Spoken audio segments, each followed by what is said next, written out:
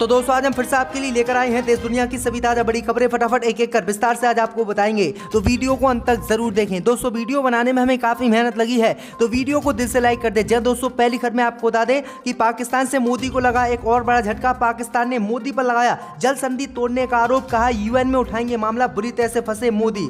वहीं आपको बताएंगे दोस्तों की ईद की नमाज पढ़ने के बाद काली पट्टी बांधकर देश के मुसलमान मोदी के खिलाफ करेंगे प्रदर्शन। ख्वाजा मुइनुद्दीन हसन चिश्ती की दरगाह ने किया ऐलान, भाजपा को झटका। वहीं आपको बताएंगे दोस्तों कि उत्तर प्रदेश में अवैध लाउड स्पीकर हटाने को लेकर पूरे यूपी में चलेगा अभियान, मस्जिदों को लग सकता है बड़ा झटका। वहीं आपको बताएंगे दोस्तों कि केंद्र की मोदी सरकार की बड़ी कार्रवाई, फेक न्यूज और दुष्प्रचार फैलाने के लिए 16 यूट्यूब चैनलों को किया गया बैन, 6 पाकिस्तानी अकाउंट भी शामिल। वहीं आपको बताएंगे दोस्तों कि मध्य प्रदेश के खरगोन में हुई हिंसा के बाद हिंदू संगठनों ने मुसलमानों का आर्थिक बहिष्कार करने का किया ऐलान। हिंदू संगठन बोले जब आर्थिक बहिष्कार करोगे तभी मुसलमान छोड़ेंगे इस्लाम। वहीं आपको बताएंगे दोस्तों कि अनुच्छेद 370 हटाने को लेकर मोदी को सुप्रीम कोर्ट से लग सकता है बड़ा झटका।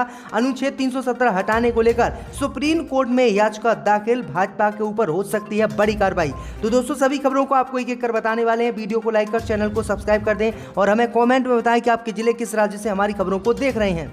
इसी बीच पर तो दोस्तों अगली खबर की ओर, तो पाकिस्तान से मोदी को लगा बड़ा झटका। पाकिस्तान ने प्रधानमंत्री मोदी पर जल संधि तोड़ने का लगाया आरोप, अमेरिका जा सकता है मामला। जी दोस्तों आपको बता दें ये बड़ी खबर सामने निकल कर आई दोस्तों कि पाकिस्तान एक बार फिर से मोदी सरकार को बड़ा झटका दिया है।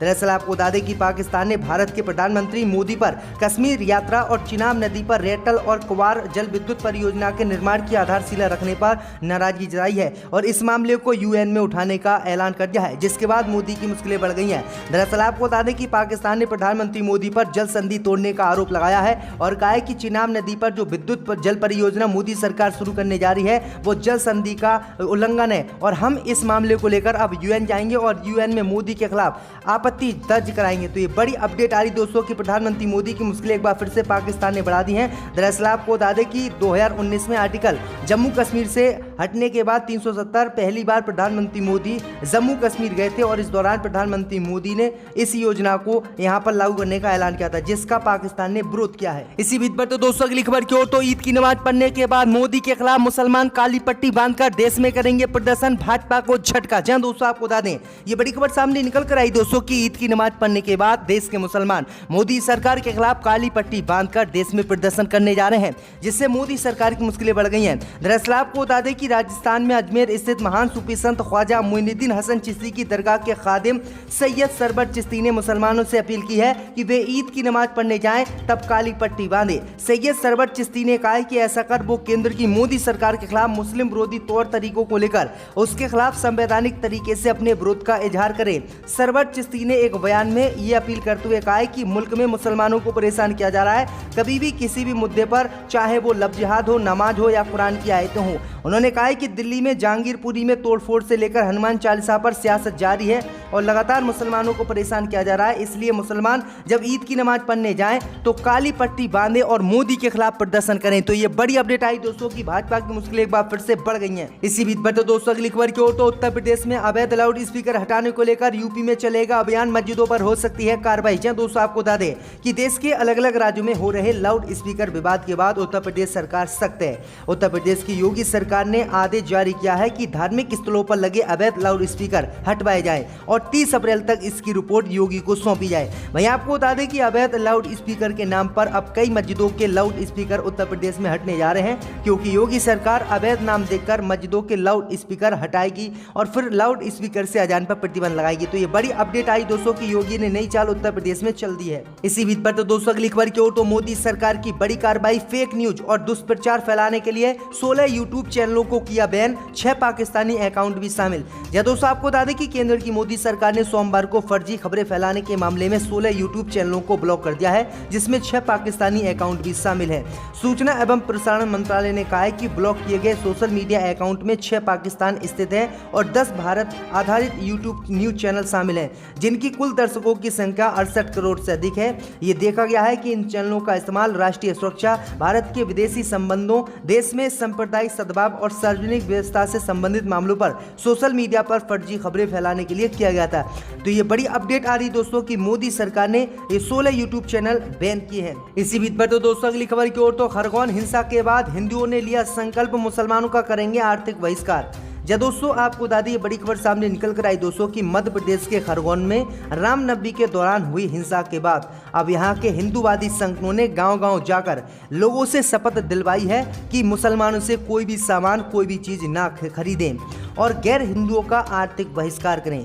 दरअसल आपको बता दें कि हिंदू संगठनों का मानना है कि अगर हम आर्थिक बहिष्कार करेंगे तो मुसलमान इस्लाम धर्म छोड़कर हिंदू बन जाएंगे, क्योंकि जब उनसे कोई सामान ही नहीं खरीदेगा तो वो भूखे मरेंगे और भूखे मरेंगे तब पेट के लिए रोटी चाहिए और रोटी चाहिए तो वह इस्लाम धर्म को छोड़ेंगे और हिंदू बन जाएंगे। तो ये बड़ी अपडेट आ रही दोस्तों कि मध्य प्रदेश के खरगोन में हिंसा के बाद किस तरह से हिंदू संगठन जहर खरगोन में फैला रहे हैं और हिंदुओं को शपथ दिला रहे हैं कि मुसलमानों से कोई भी सामान ना खरीदें और मुसलमानों का आर्थिक बहिष्कार करें। इसी बीच पर तो दोस्तों अगली खबर की ओर तो अनुच्छेद 370 हटाने और जम्मू कश्मीर को 2 हिस्से में बांटने के खिलाफ सुप्रीम कोर्ट में याचिका, जुलाई में हो सकती है सुनवाई, भाजपा को लग सकता है झटका। जब दोस्तों आपको बता दें कि कश्मीर से अनुच्छेद 370 हटाने और जम्मू कश्मीर को 2 केंद्र शासित प्रदेशों में बांटने के खिलाफ सुप्रीम कोर्ट में याचिका दायर की गई है। इस याचिका पर जुलाई में सुनवाई हो सकती है। सुप्रीम कोर्ट में मुख्य न्यायाधीश ने कहा है कि वह याचिका पर सुनवाई के लिए मामले को जुलाई में सूचीबद्ध करने की कोशिश करेंगे।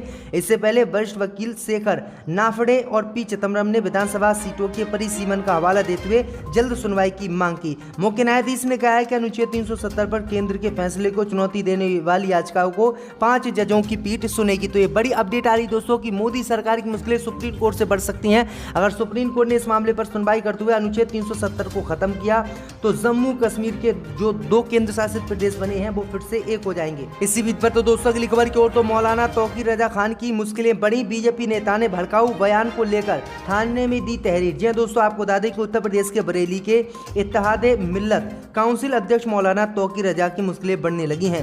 मौलाना तौकीर रजा खान अपने दिए बयानों में घिरते नजर आ रहे हैं। तौकीर रजा के खिलाफ भाजपा नेता ने शहर कोतवाली में तहरीर दी है और उनके खिलाफ मुकदमा दर्ज कर उन्हें गिरफ्तार करने की मांग की है।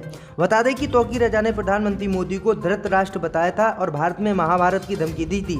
मौलाना के इस बयान से सारे हिंदू संगठनों में रोष फैला हुआ है। सुभाष नगर थाना क्षेत्र के रहने वाले बीजेपी के पंकज पाठक ने शहर कोतवाली में मौलाना तौकीर मियां के खिलाफ तहरीर देते हुए बताया है कि मौलाना तौकीर ने 21 अप्रैल को अपने भाषण में बिल्डोजर पर बात करते हुए कहा कि जिस दिन मुसलमान सड़कों पर आएगा उस दिन किसी से संभलने वाला नहीं है। तो ये बड़ी अपडेट आ रही दोस्तों कि अब इनके खिलाफ मुकदमा दर्ज हो गया है। इसी बीच पर तो दोस्तों अगली खबर की ओर तो चेन्नई में इफ्तार पार्टी में शामिल हुए सीएम स्टालिन, कहा भाजपा ही कर रहे हैं यहाँ धर्म के आधार पर लोगों को बांटने की कोशिश। जब दोस्तों आपको बता दें कि तमिलनाडु के मुख्यमंत्री एम.के. स्टालिन रविवार को चेन्नई के तिरुवम्बियूर में रामचंद्र कन्वेंशन सेंटर में इफ्तार पार्टी में शामिल हुए। इस दौरान एम.के. स्टालिन ने कहा कि हमने तमिलनाडु विधानसभा में एक प्रस्ताव रखा था कि AIADMK ने CAA के पक्ष में मतदान किया, लेकिन हमने न केवल विरोध किया बल्कि हस्ताक्षर अभियान भी चलाया। साथ ही कहा कि तमिलनाडु को जाति और धर्म के आधार पर बांटने की कोशिश की जा रही है। कुछ लोग हमें बांटकर राज्य के विकास को रोकना चाहते हैं। तो ये बड़ी अपडेट आ रही दोस्तों कि एम.के. स्टालिन ने मोदी सरकार के नागरिकता संशोधन कानून का खुलकर विरोध किया था और भाजपा को झटका जब भी दिया था और अब फिर से मोदी सरकार को झटका इन्होंने दिया है। इसी बीच पर तो दोस्तों अगली खबर की ओर तो यूपी के हरदोई में समय रहते कब्जा न हटाने पर मकान दुकानों पर चलेगा बुलडोजर, 18 मुस्लिम सहित 33 परिवारों को नोटिस।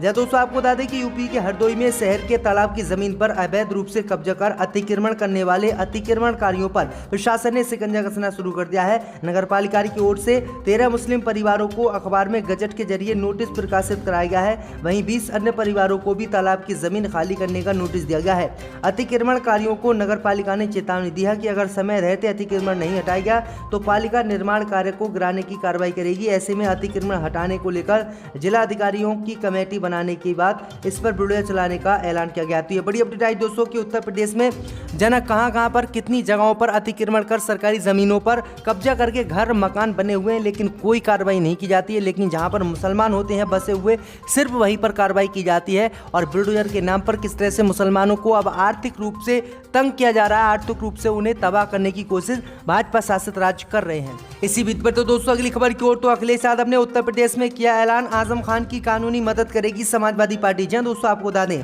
कि समाजवादी पार्टी के वरिष्ठ नेता आजम खान की नाराजगी की खबरों के बीच सपा के राष्ट्रीय अध्यक्ष अखिलेश यादव ने बड़ा बयान दिया है। अखिलेश यादव ने कहा है कि आजम खान की समाजवादी पार्टी लीगल मदद कर सकती है और वह करेगी।